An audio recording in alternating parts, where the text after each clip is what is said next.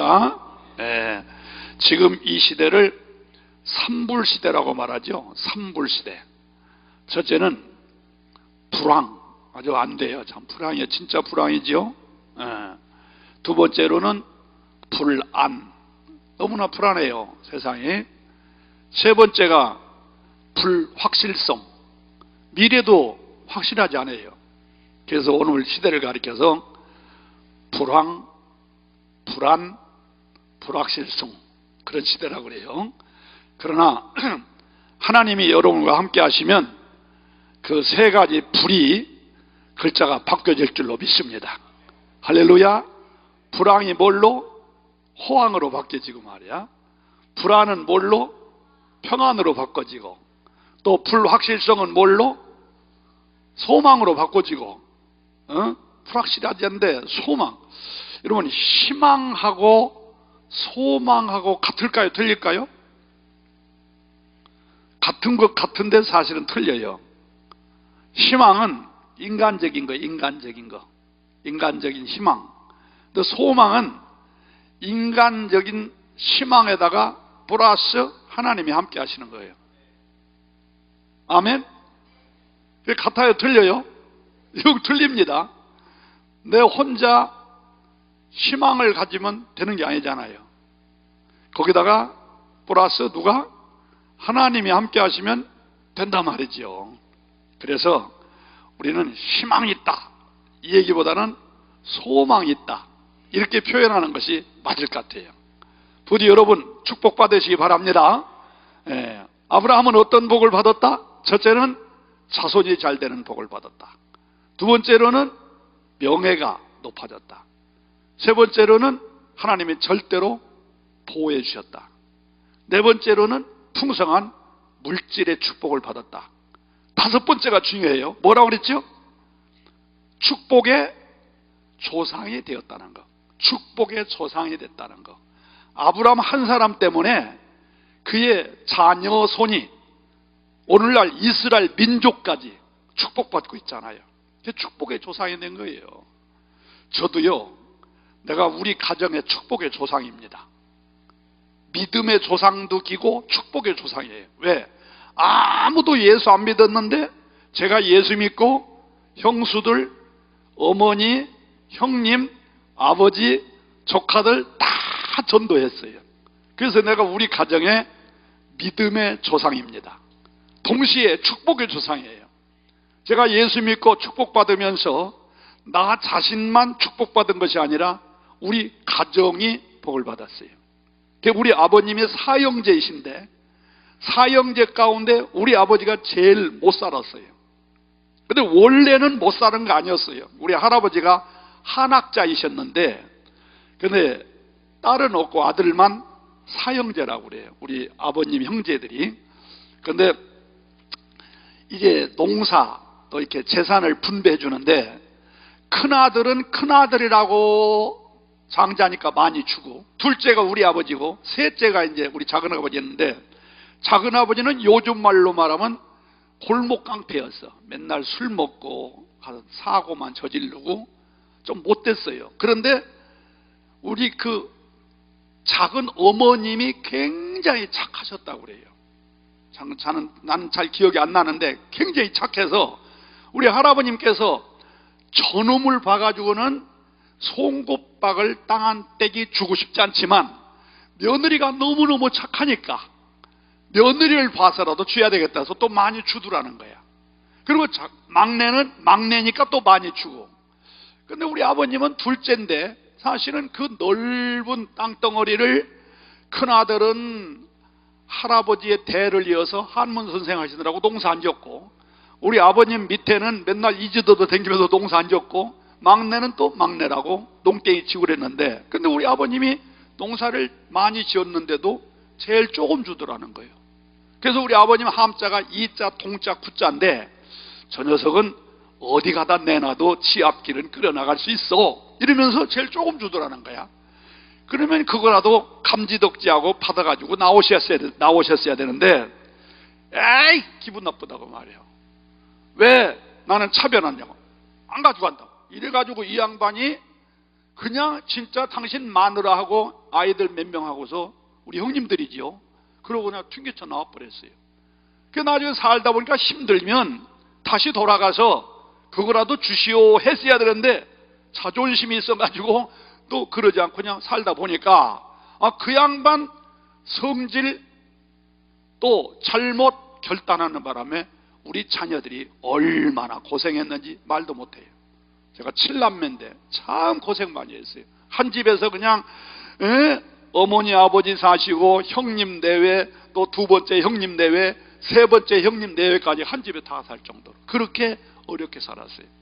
그런데 제가 예수 믿고 구원받으며 우리 가정 전도하면서 하나님의 축복이 함께 하셔서 참으로 많은 축복을 받아가지고 아까 낮에도 말했습니다만서도 아버님 사형제뿐 가운데에 우리 아버지 자녀들이 다 잘 살았어요.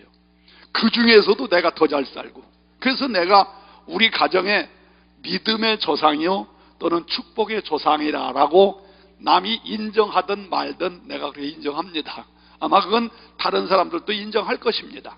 여러분, 바라는 것은 여러분들이 신앙생활 잘하고 정말 하나님의 뜻대로 사셔서 내가 오후 시간에 말씀드린 대로 하나님을 가까이 하면 하나님도 여러분을 가까이 해주세요. 하나님을 사랑하면 하나님도 여러분을 사랑해 주십니다. 이거 성경이에요. 야고보서 4장 8절에 보면 나를 가까이 하라, 내가 너를 가까이 해주마. 잠언 8장 17절에 보면 하나님을 사랑해라, 나를 사랑해라, 그러면 나의 사랑을 너희들이 입을 것이다. 주님이 약속하셨거든요. 그러니까 부디 하나님 가까이 하시고 또 하나님 사랑하셔서 하나님의 축복을 나도 받고 여러분들이 축복의 조상이 되어서 온 가족 자자손손이 복을 받게 되기를 축원합니다. 할렐루야. 자, 내가 바라는 것은요, 제가 오랫동안 목회를 하면서 보니까 자녀들에게 무슨 물질을 물려주고 뭐 학문을 물려주고 무슨 가보를 물려주는 거 그거 별거 아닙니다. 진짜 뭘 물려줘야 되느냐? 우리 예수 믿는 사람들 그런 얘기 많이 하지요. 그런데 허튼 소리가 아니에요. 뭐니 해도 믿음 상속시켜야 됩니다. 아멘. 여러분 자녀들에게 믿음, 신앙생활 잘하도록 상속시켜야 돼요. 이것이 최고의 보험 들어주는 겁니다. 여러분, 목사니까 하는 소리 아니에요. 저 목사로서 50년 목회를 했어요. 7살 때부터 신앙생활하면서 지금까지 내가 77이니까 70년 예수 믿었어요. 그래서 내가 목회하면서 수많은 성도들을 보고 또 부흥회 다니면서 많은 사람들을 보고 또 내 주변에 있는 사사건건들을 봤을 때에 최고의 보험은 신앙이요, 신앙. 오늘 많은 부모님들은 자녀들을 위한 보험 많이 들어준다는 건 내가 알고 있어요. 물론 그것도 필요하지요. 그러나 그건 아무것도 아닙니다. 그보다 더 중요한 것은 자녀들을 위한 보험은 내가 예수 잘 믿어두는 거, 그리고 동시에 그 보험증을 누구한테 넘겨주느냐? 자녀들에게 넘겨줘서 그 신앙의 유산, 믿음의 유산이 대대로 나갈 때에 그 가정은 반드시 대대로 축복받습니다. 아멘 하세요. 더 크게 아멘 하세요. 우리 속담에 부자가 3대 못 간다 그래요. 그 말 틀린 말 아닙니다. 그러나 믿음의 유산을 잘 넘겨주면 3대가 아니라 수천 대 복을 받습니다. 이거 역사적인 사건이에요. 여러분 이스라엘을 보십시오. 이스라엘, 역사 이래 이스라엘 민족만큼 외부의 침략을 많이 받고 고생을 한 민족이 없잖아요. 그런데도 오늘날 이스라엘은 세계에서 1등 국민입니다. 1등 국민. 미국이 잘 산다 말하지요. 미국이 잘 사는 게 아닙니다. 미국 안에 살고 있는 유태인이 잘 삽니다. 미국 전체 재산의 70% 이상이 유태인들 것입니다. 이게 어마어마하지요. 왜 그럴까요? 아까도 말한 대로 아브라함에게 약속했어요. 너는 복의 근원이 될지니라. 너로 인하여 만민이 복을 받을 것이다. 아브라함의 후손이 이스라엘 민족 아닙니까? 그대로 축복받고 있잖아요. 이스라엘 민족뿐만 아니라 너로 인하여 모든 사람, 우리도 마찬가지예요. 우리도 아브라함의 후손입니다. 예? 혈통적으로는 아니지만 영적으로는 우리도 아브라함의 후손이에요. 믿으시면 아멘 하세요. 더 크게 아멘 하세요. 우리도 선민이에요. 선민. 혈통적으로는 우리 이방인이야. 그런데 영적으로는 선민이에요. 에베소서 2장 18절 19절에 있는 말씀을 보면은 옛날에는 하나님과 나와 원수였어요. 멀리 있었던 원수였어. 근데 내가 예수 믿고 구원받으면서 하나님과 가까워지면서 에베소서 2장 19절에 뭐라고 그랬어요? 그러므로 이제는 너희가 외인도 아니요 손도 아니요 성도들과 동일한 시민이요 하나님의 권속이라 이렇게 말했어요. 내가 예수 믿고 구원받으면서 우리가 영적으로 선민이 된 거예요. 아브라함의 후손이 된 거예요. 그러니까 여러분들도 예수 잘 믿고 믿음 생활 잘 하시면 아브라함의 그 축복이 자자손손이 이어지면서 나에게 왔던 그 축복이 자자손손 이어질 줄로 믿으시기 바랍니다. 믿으시기 바랍니다. 그래서 여러분 부디 나 혼자 예수 잘 믿는 거, 교회 열심히 다니는 것도 중요하지만 자녀손들에게 믿음 유산시키세요. 믿음, 신앙생활 잘 상속시키세요. 그것이 최고의 뭐다? 보험 들어두는 거예요. 최고의 보험이에요. 3대 바보가 있다는 말 들었죠? 3대 바보. 첫째 바보가 뭔가? 많은 재산을 일찌감치 자녀들에게 넘겨주는 사람이 첫째 바보입니다. 예. 받을 때는 자녀들이 좋다고 그러죠. 나중에 홀랑 다 까먹고 나서 어떻게 해요? 소용없어요. 그냥 절대로 여러분 자녀들에게 유산 많이 물려주지 마세요. 아직까지 안 물려주신 분 물려주지 마세요. 끝까지 가지고 계시다가 죽을 때 조금 주든지 아니면 하나님께 바치세요. 하나님께 바치세요. 여러분 잘 들으세요. 그거 하나님께 바치면 자녀에게 아무것도 안 주면 어떻게 해? 하나님이 채워주십니다. 하나님이 절대로 채워주십니다. 내가 목회하면서 부모님은 자녀들에게 재산 많이 물려줘가지고 효도 받는 부모 나는 못 봤습니다. 못 봤어요. 엉뚱한 짓 하고 오히려 부모에게 못된 짓을 하면 했지 별로 그런 사람 없어요. 오히려 비록 재산을 물려주지 않았지만 믿음 물려준 그 자녀들이 부모에게 효도합니다. 첫 번째 바보는 자녀에게 일찌감치 재산 물려준 게 첫째 바보입니다. 두 번째는 누구냐? 며느리의 남편을 내 아들로 착각하는 사람이 바보입니다. 잘 생각해 보세요. 그가 누군데? 며느리의 남편을 내 아들로 착각한다. 그게 누군데? 잘 못 알아듣겠어요? 어? 며느리의 남편이 누구요? 어? 내 아들이죠. 근데 왜?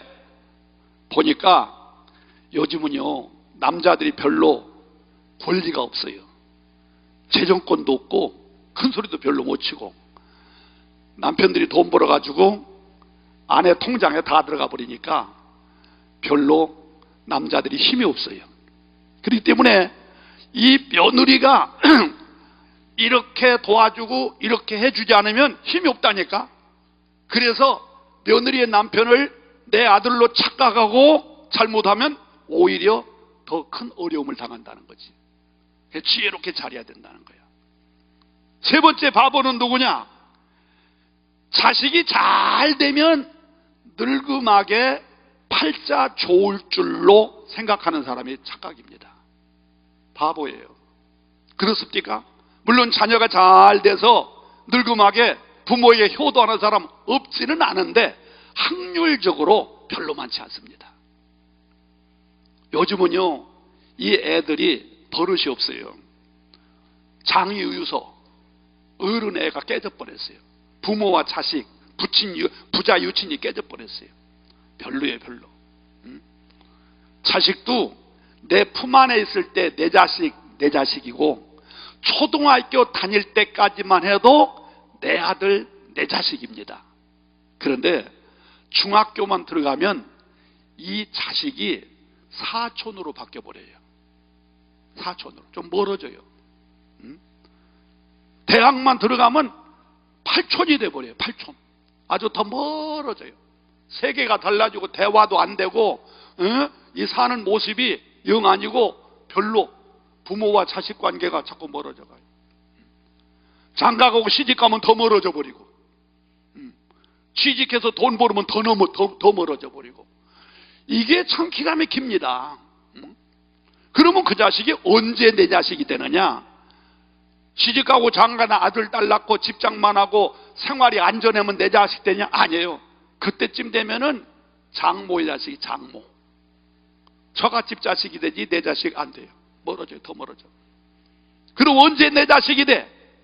그 녀석이, 그 사람이 직장 생활하다가 실직이 되든지 사업하다가 망해가지고 백수건달 되면 그때 다시 돌아와요. 이게 오늘의 현실이라는 거예요. 그래서 여러분들은 부디 바라는 것은 내 자녀에게 재산 물려줄 생각하지 마시고 믿음 물려주시기를 바랍니다.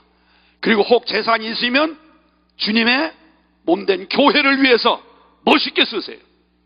하나님이 반드시 축복하세요. 아멘 하세요. 내가 오후에도 말했습니다만 성전 참 기가 막힌 거예요. 성경에 있는 몇 가지 성경 구절을 대봅시다. 성전이 어디냐? 디모데전서 3장 15절에 보면 성전은 하나님의 집이라고 그랬어요.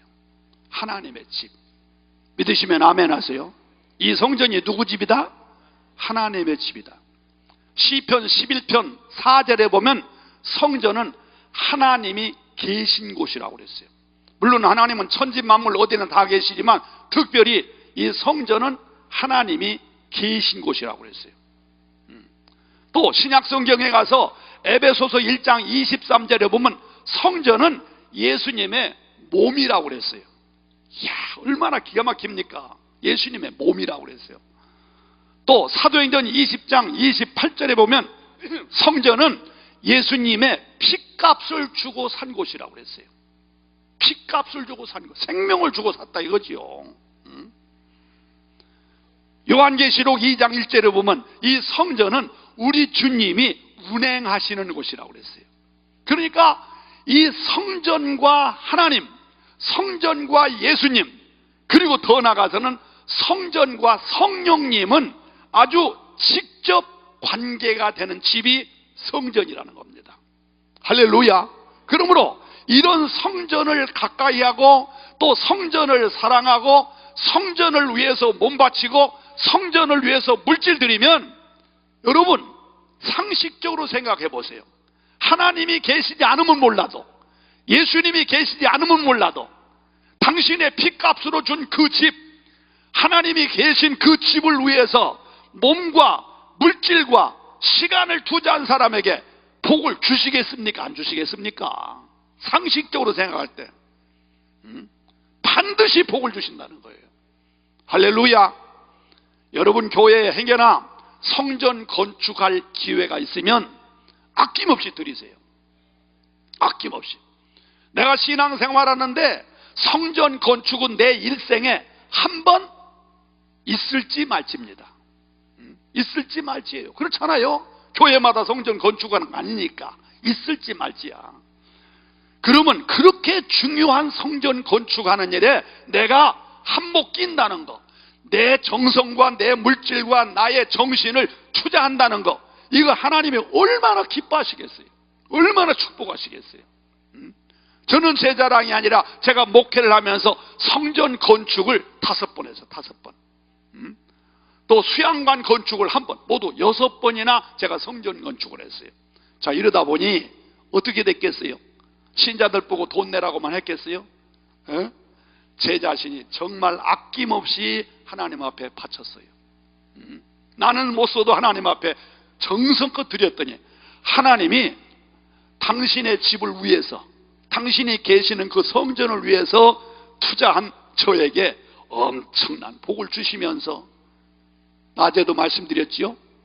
나에게만 복을 주신 것이 아니라 못다 준 걸 내 자녀들까지 주시더라니까.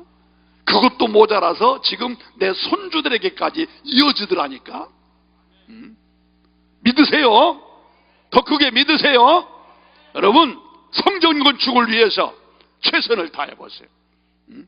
여러분 교회에 그런 기회가 있으면 좋고, 아니면 이렇게 이 기도원에서 구국 통일을 위한 십자가 교회를 건축하는 일에도 여러분들 한몫 낀단다면, 아니 내 교회 건축하는 것도 물론 헌금해야 되지만 이것도 민족을 위하여, 이 국가를 위하여, 하나님의 영광을 위해 사는 일이라면 여러분도 한몫 끼면 복 주실 줄로 나는 분명히 믿습니다.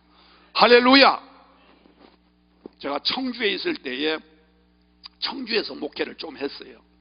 성전 건축을 하는데 두 사람을 내가 비유를 들고 싶어요. 뭐 이런 얘기는, 제가 성전을 대여섯 번 건축했기 때문에 성전 건축과 관계되는 간증거리들이 굉장히 많이 있습니다.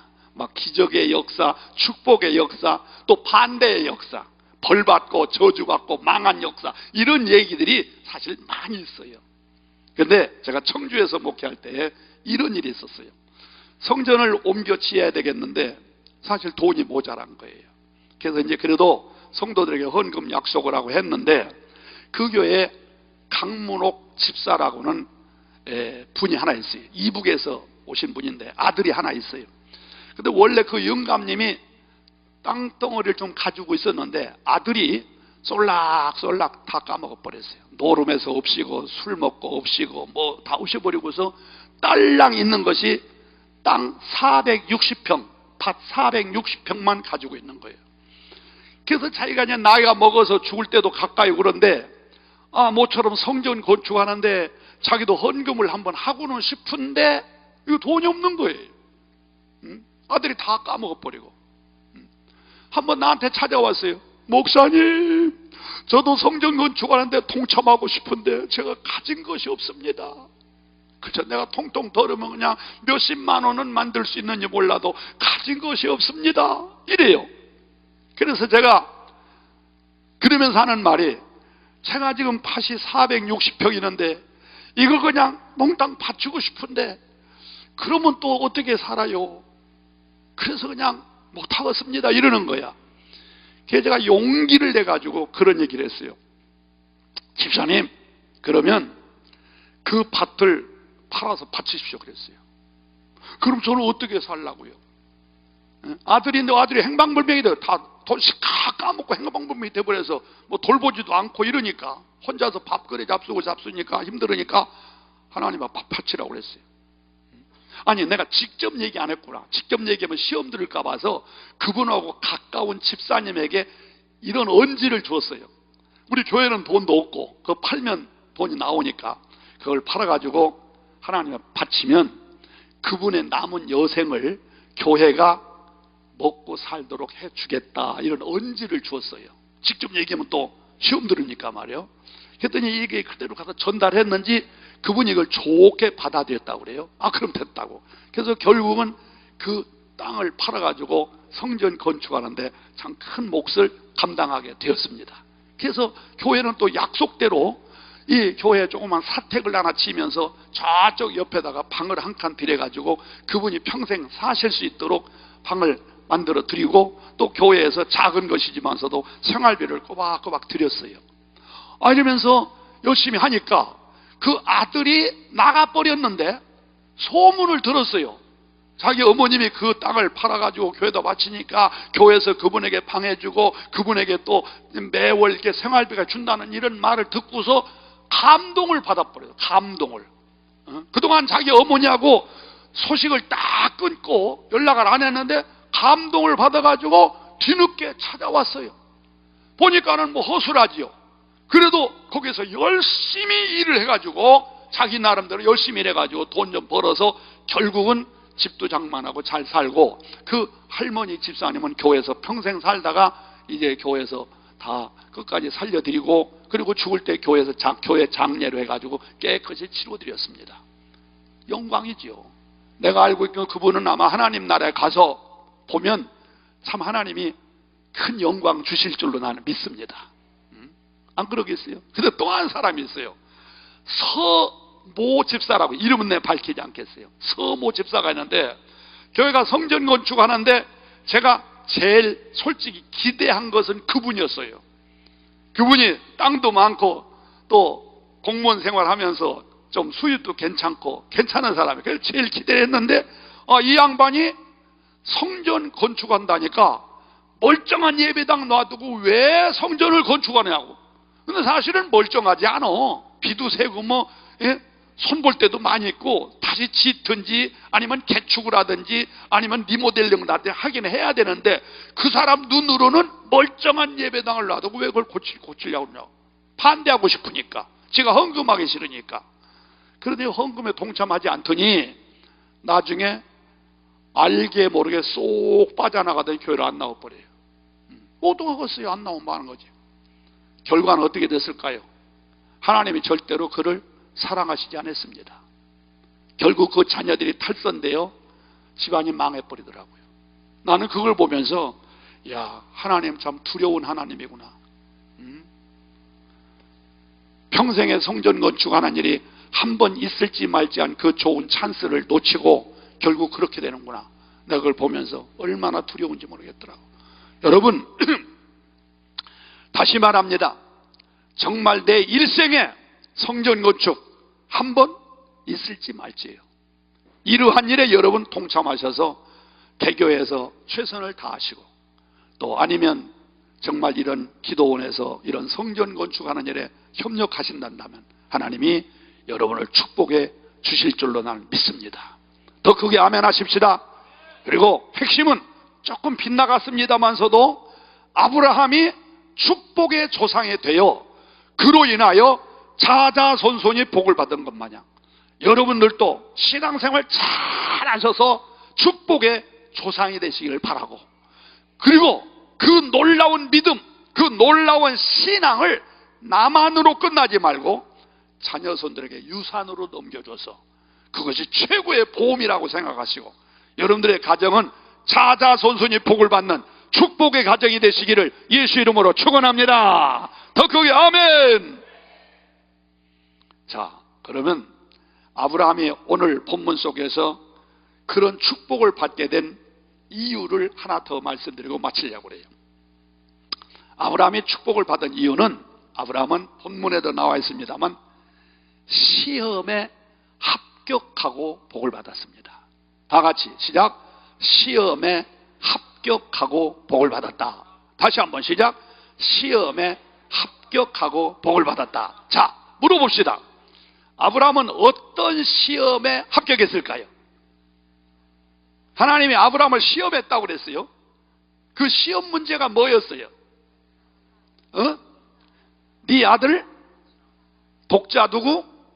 이삭을 뭘로? 번제로 바쳐라. 여러분, 번제가 뭔지 압니까?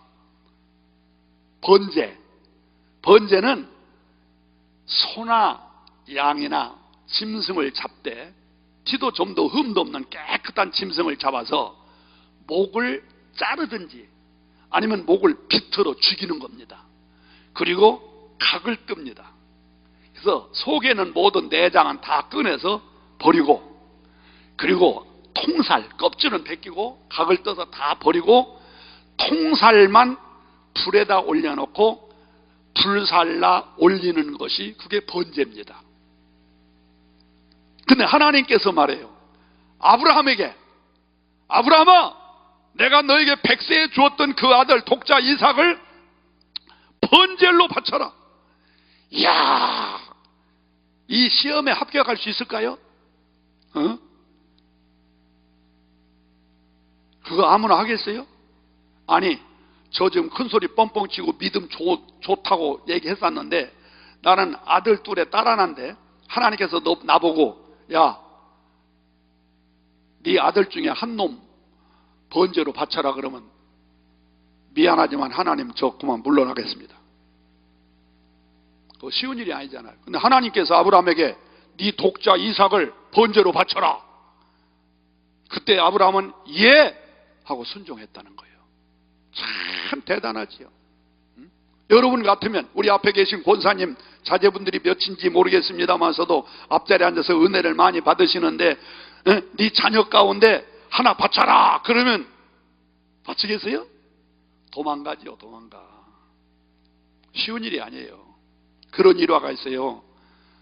부산 통해교회가 있는데 그 교회 목사님이 최상림 목사님이에요. 이제 오래된 얘기니까 벌써 돌아가셨겠지요. 근데 그 목사님에게는 딸만 6이에요. 아들 낳으려고 낳고 보면 딸이고 낳고 보면 딸이고 6이나 낳았어. 그러니 이 조그마한 교회에서 목회하시는 목사님이 딸 6을 키우기가 얼마나 힘들겠어요. 옛날 목사님들은 또 지금처럼 잘 먹고 잘 사는 것도 아닌데.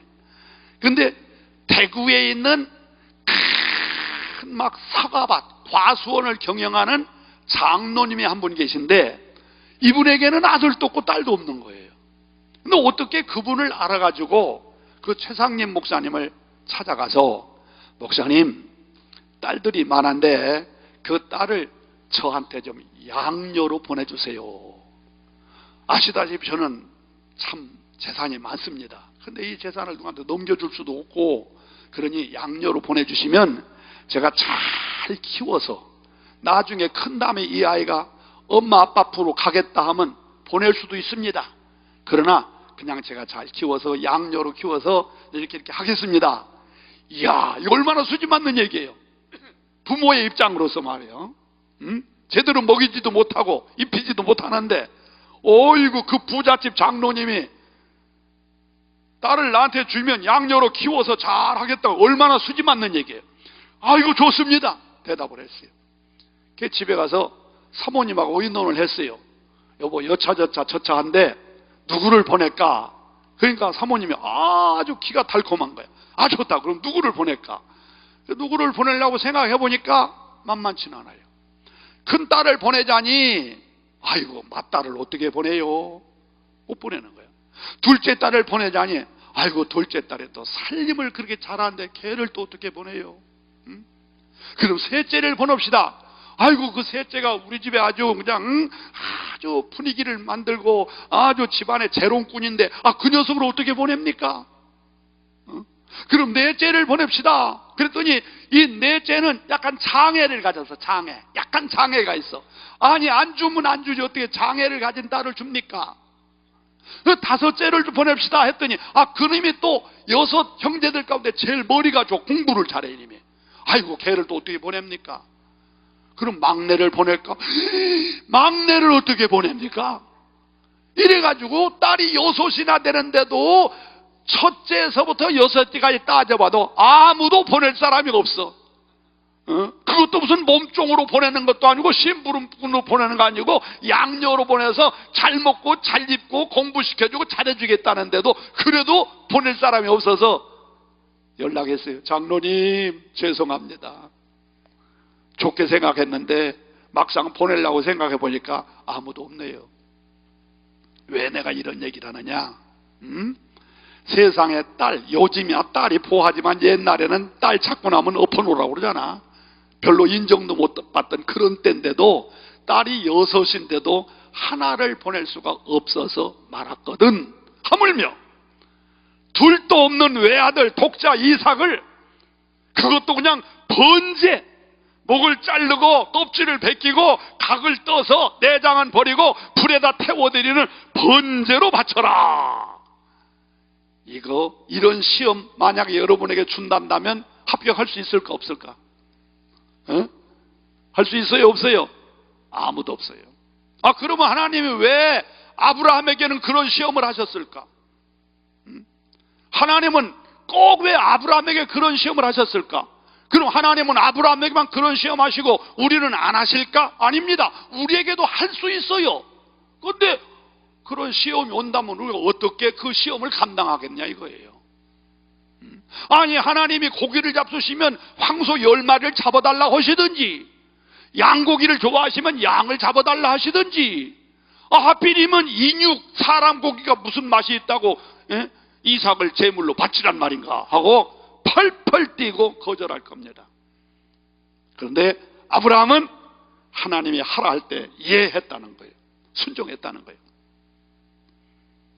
여러분 잘 들으세요. 다시 묻습니다.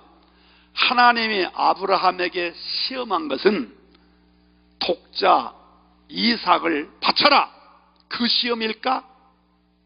아닙니다. 그 시험이 아닙니다. 그런 시험은 누구도 감당하기 어려워요. 그럼 하나님이 아브라함을 시험한 것이 뭘까? 이거 아주 중요한 얘기입니다.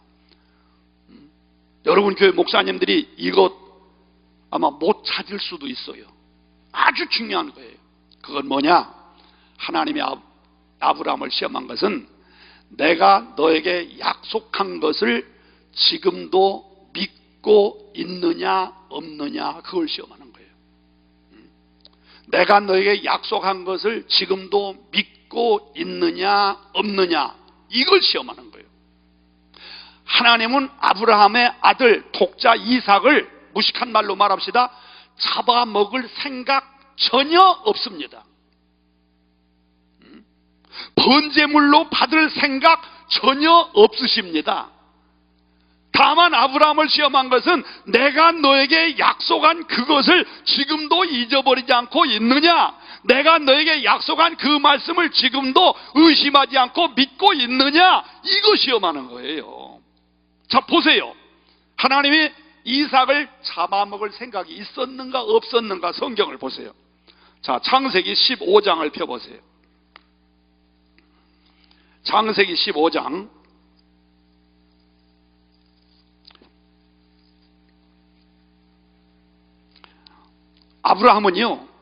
아브라함은 아들이 없어요. 근데 재산은 많이 있거든요. 근데 이 재산을 누구한테 넘겨줘야 되겠는데 아들이 없단 말이죠. 그래서 할 수 없이 자기 집에 있는 머슴 가운데에 아주 모범스러운 한 사람이 있었는데, 그가 누구냐 하면은 엘리에셀이라는 사람이에요. 엘리에셀. 거기 이전에 나옵니다. 엘리에셀. 그래서 하나님께서 자기 많은 재산을 누구한테 넘겨주려고 하냐면 엘리에셀에게 넘겨주려고 그래요. 그랬더니 하나님이 그러는 거예요. 4절 보세요. 여호와의 말씀이 그에게 임하여 이르시되 그 사람이 내 상속자가 아니라 내 몸에서 날 자가 내 상속자가 되리라 하시고, 그 다음 5절 다 같이 읽으세요. 시작. 그를 이끌고 밖으로 나가 이르시되 하늘을 우러러 뭇별을 셀 수 있나 보라. 또 그에게 이르시되 네 자손이 이와 같으리라, 이렇게 말씀하세요. 그런데 지금 현재 하나님께서 아브라함에게 독자 이삭을 번제로 바쳐라 할 때는 이삭은 장가도 안 갔습니다.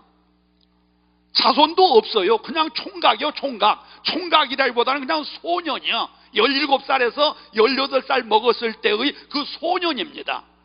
그런데 여기 본문에는 분명히 보면은 네 몸에서 날짜가 네 상속자가 될 것이고 그를 통하여 하늘의 별과 바닷가의 모래와 같은 많은 자손을 준다고 약속해놓고 지금 아들이 장가도 안 간 소년 이 아이를 바쳐라 그러면 이 약속이 어긋나지 않습니까? 또 두 번째로 보세요. 17장 보세요. 17장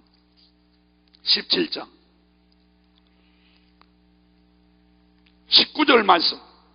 19절 다 같이 읽으세요. 시작.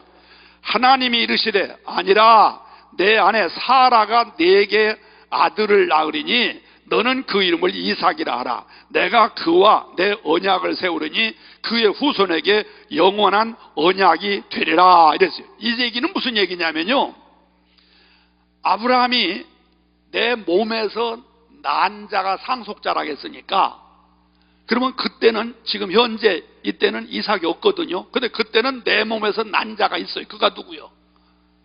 그가 누구죠? 하갈을 통해서 태어난 이스마엘이 거기 있는 거예요. 그러니까 하나님이 내 몸에서 난 자라고 했으니까 하갈을 통해서 낳은 이스마엘에게 상속을 시키라는 말인가 보다 이렇게 생각한 거예요. 그랬더니 하나님께서 말씀하시길 아니다, 그 사람이 아니고 내 몸에서 난 이삭이라 이름까지 일러주면서 이삭을 통해서 난 자가 상속자가 될 거라 이렇게 또 약속을 또 하는 거예요. 그렇게 약속하신 분이 왜 이삭이 장가도 안 갔는데 제물로 바치느냐 이거야. 이것도 안 맞잖아. 자, 그 다음에 또 보세요. 21장을 보세요. 21장 12절 다 같이 읽으세요. 시작. 하나님이 아브라함에게 이르시되 내 아이나 내 여종으로 말미암아 근심하지 말고 사라가 내게 이른 말을 다 들으라. 이삭에게서 나는 자라야 내 씨라 부를 것이니라 그랬거든. 자, 똑같은 얘기합니다만 지금 이삭은 장가도 안 갔어. 씨가 없어요. 그런데 하나님 분명히 말하기를 이삭을 통하여 낳은 그 씨가 너의 상속자가 될 것이다. 이러고 보면 이게 또 앞뒤가 안 맞는 얘기 아닙니까? 이렇게 하나님께서 잘 보세요. 머슴에게 상속시키려 했더니 아니라고 그러고, 두 번째로는 내 몸에서 난 자인 이스마엘에게 상속시키려 했더니 그것도 아니라고 그러고, 그럼 세 번째 말씀하시기를 내 몸에서 난 이삭의 씨라고 그랬으니 아직 이삭은 장가도 안 갔는데 씨가 나오지도 않았는데 이것도 안 맞는 얘기란 말이에요. 이렇게 하나님께서 세 번이나 약속을 해놓고 지금에 와서는 지금 장가도 안 간 이삭을 제물로 바쳐라 이렇게 말씀하시는 것은 앞에서 세 번 약속하신 것하고 지금 실제하고 전혀 안 맞는 거예요. 안 맞는 거예요. 그렇기 때문에 하나님이 아브라함을 시험한 것은 이삭을 번제물로 받으시려고 하는 목적이 아니라 내가 너에게 한 번, 두 번, 세 번 약속한 그 말씀을 지금도 믿고 있느냐 없느냐, 그 말씀을 믿고 순종할 수 있느냐 없느냐, 이걸 시험하시는 거예요. 이해가 되십니까 여러분? 그걸 시험하는 거예요. 그러니까 아브라함은 그걸 알았어요. 그걸 벌써 알았어요. 하나님이 나에게 이렇게 세 번씩이나 약속을 해놓고 이제 와서 이삭을 번제물로 바쳐라. 하나님의 뜻이 있는가 보다. 그래서 조금도 주저하지 않고 이삭을 바치려고 한 거야 그냥. 그랬더니 하나님께서 수업, 내가 제물을 준비했다 하면서 순념소와 나를 가르쳐주면서 그걸로 제물을 바치고 네 아들은 건드리지 말아라. 그러면서 22장 12절에서 네가 이제야 나를 경외하는 줄 알았노라 하시면서 그에게 엄청난 복을 주시는 거예요. 그러므로 잘 들으세요. 아브라함에게 시험을 하신 그 시험 문제는 나나 여러분이나 아무도 합격할 사람이 없어요. 아무도 합격할 사람 없어요. 그런데 지금 말씀드린 약속을 믿고 있느냐 없느냐는 시험은 우리도 합격할 수 있다는 거죠. 할 수 있습니까 없습니까? 우리도 할 수 있다는 거예요. 그럼 하나님이 기적을 주시는 거예요. 하나님이 우리에게도 하나님의 약속, 성경에 있는 모든 말씀이 하나님의 약속이니까 이 약속을 믿고 순종할 수 있느냐 없느냐, 이 시험 우리 합격할 수 있다 이거야. 그럼 우리도 아브라함처럼 이제야 네가 나를 경외하는 줄 알았노라 하면서 놀라운 축복을 받을 수 있을 줄로 믿습니다. 할렐루야. 믿고 순종, 하나님의 약속을 믿고 순종. 다 같이 시작.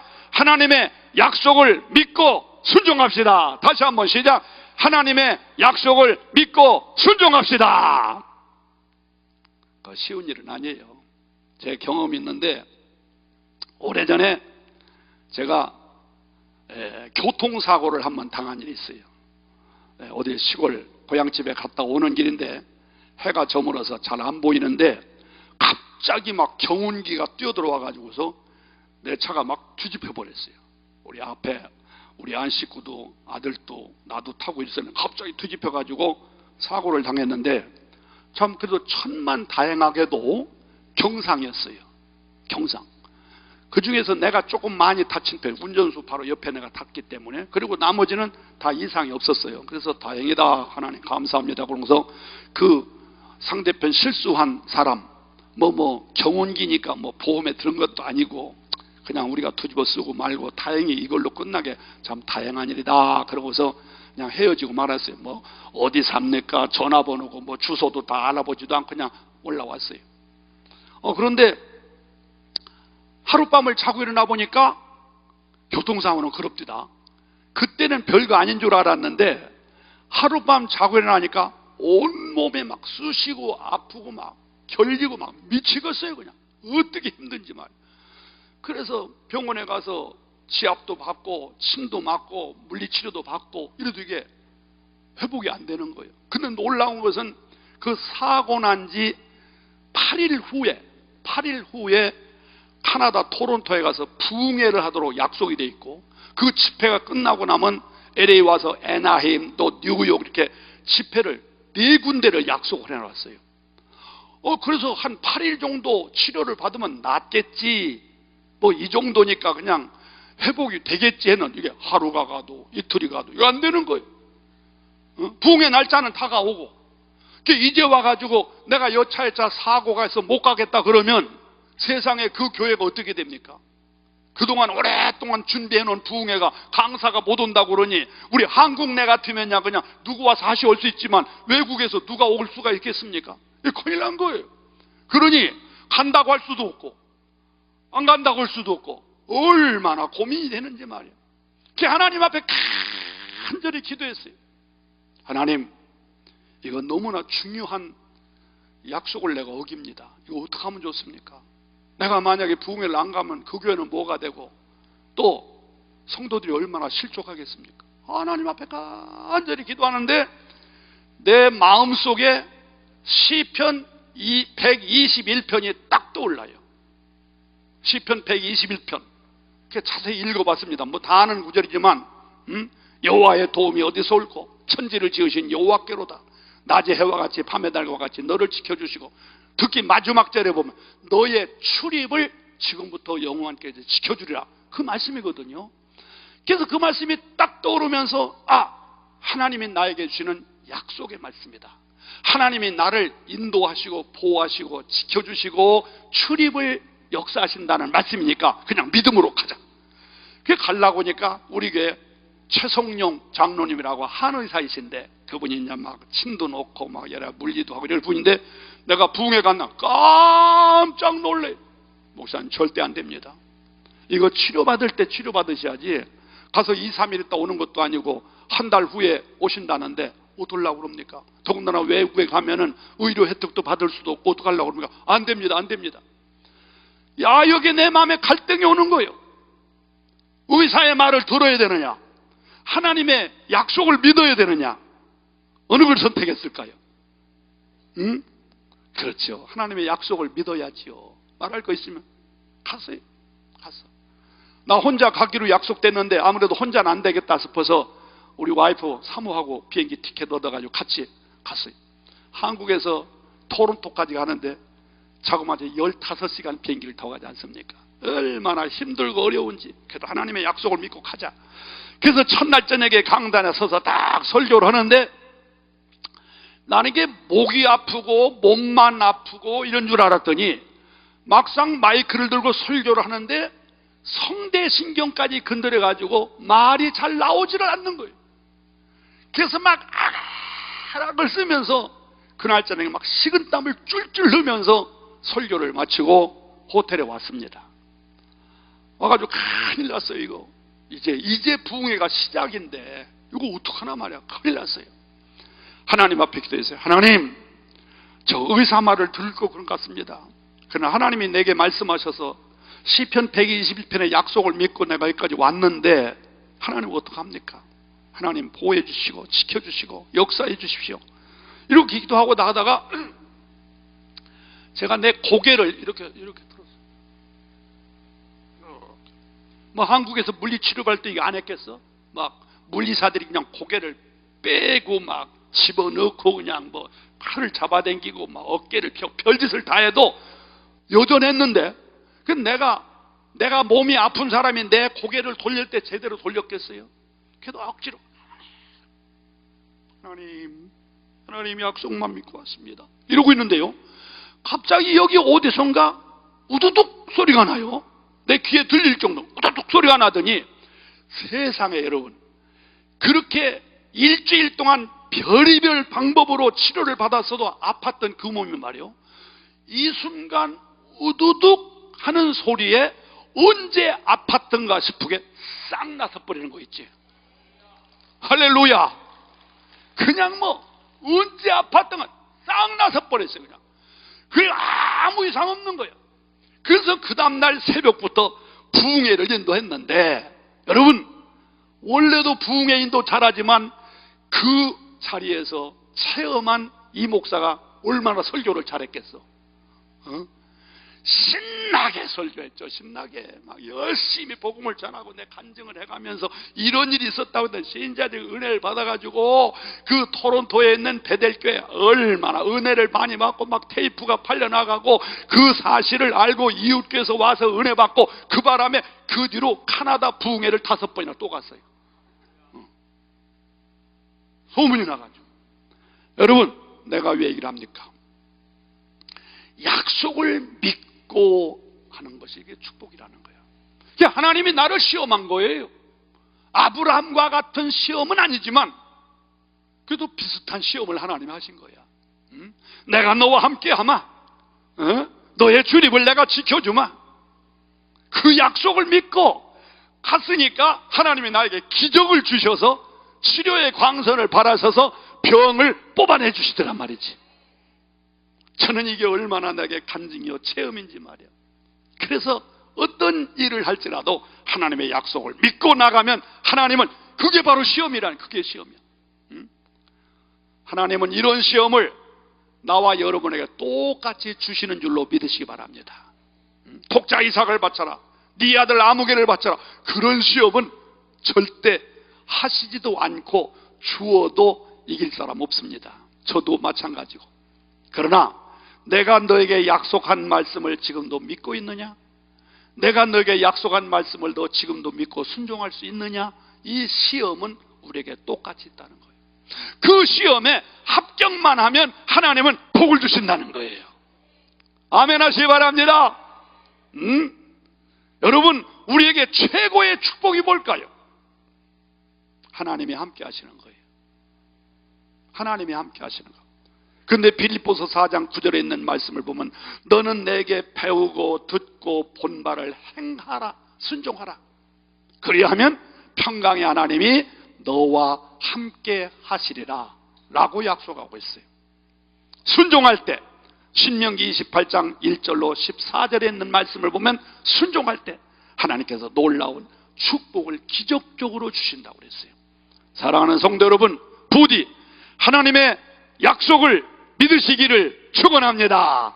천지는 변해도 하나님의 약속은 변치 않습니다. 히브리서 6장 17절과 18절에 있는 말씀을 보면 하나님은 두 가지를 절대 못 하십니다. 하나는 약속을 변개치 않으십니다. 또 하나는 거짓말을 하시지 않습니다. 그러므로 하나님의 약속을 의심 없이 믿고 순종하는 결단을 하는 그 시험에 여러분의 합격만 하시면 여러분도 아브라함과 같이 이제야 네가 나를 경외하는 줄 알았노라 하고 인정하시면서 놀라운 은혜와 축복을 주실 줄로 믿습니다. 할렐루야.